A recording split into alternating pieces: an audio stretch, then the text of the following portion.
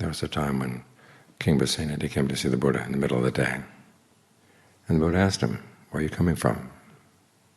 What have you been doing?"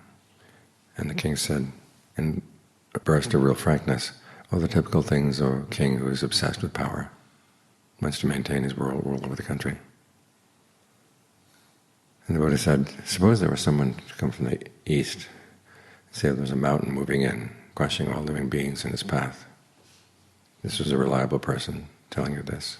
Another reliable person from the south said, there's a mountain moving in from the south. One from the west, one from the north. With this horrible destruction of human life, what would you do? The king said, what else can I do but Dhamma practice?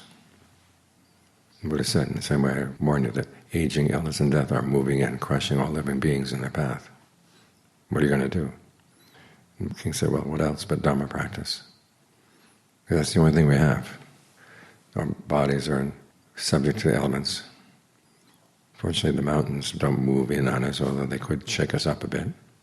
But fire can come, floods can come, winds can come, overpower this little body that we have. What are you going to have left? Well, you have the good that you've done and also the bad things you've done. So why add any more bad things onto your life? Do only the good things that you can see are really skillful. That way you can prepare so that when the body gets crushed by aging, illness, and death, you have something left over, something of value left over, something you really depend on.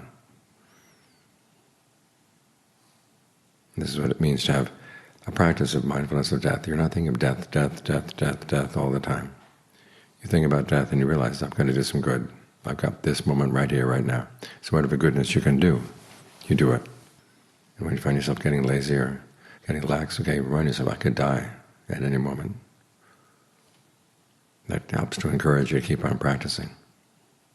So mindfulness of death is motivation for doing good. It's also where we focus on the present moment.